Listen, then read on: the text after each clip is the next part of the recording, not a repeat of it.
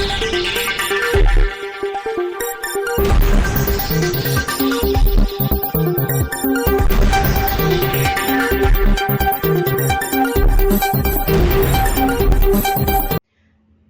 દર્શક મિત્રો, આપ જોઈ રહ્યા છો શિનોર સમાચાર। ડભોઈ તરફાવતીના જનસેવા કેન્દ્ર ખાતે વયવંદના અંતર્ગત ધારાસભ્ય શૈલેષભાઈ મહેતાના વરદ હસ્તે કાર્ડ વિતરણ કરવામાં આવ્યું।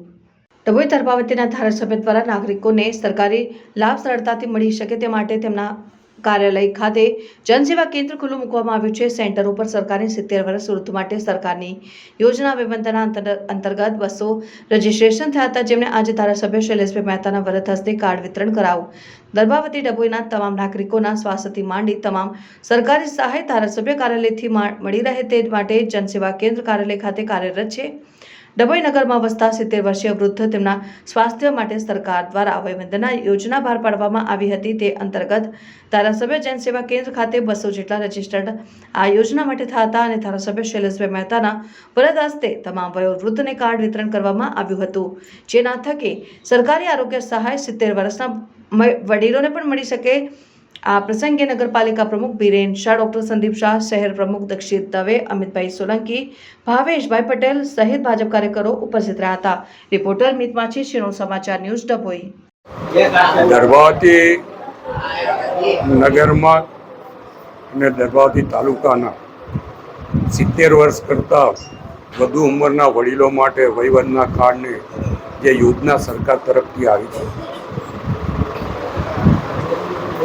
દરબાવતીના અમારા ધારાસભ્યના કાર્યાલય પર જનસેવા કેન્દ્ર ચાલુ કરવામાં આવ્યું છે અને ત્યાં લગભગ 200 જેટલા વડીલો દ્વારા અહીંયા રજીસ્ટ્રેશન કરાવવામાં આવ્યું હતું અને એમને આજે કાર્ડ અર્પણ કરવાનો કાર્યક્રમ અહીંયા આગળ રાખવામાં આવ્યો છે। આનાથી સરકાર દ્વારા 5 લાખ રૂપિયાની સારવાર મફતમાં કરી શકાય અને વડીલોને જે સમસ્યાઓ શારીરિક સ્વાસ્થ્ય માટેની હોય એમાં સરકાર દ્વારા મદદરૂપ થવાય એવા ઉમદા ઉદ્દેશથી માનનીય વડાપ્રધાન નરેન્દ્રભાઈ મોદીએ આ યોજનાનો અમલ કરવાનું કીધું અને ગુજરાત સરકાર તરફથી પણ એમાં સહયોગ આપવામાં આવે છે અને દરેક તાલુકા પ્લેસ પર આ કાર્ડ કાઢી આપવામાં આવે છે।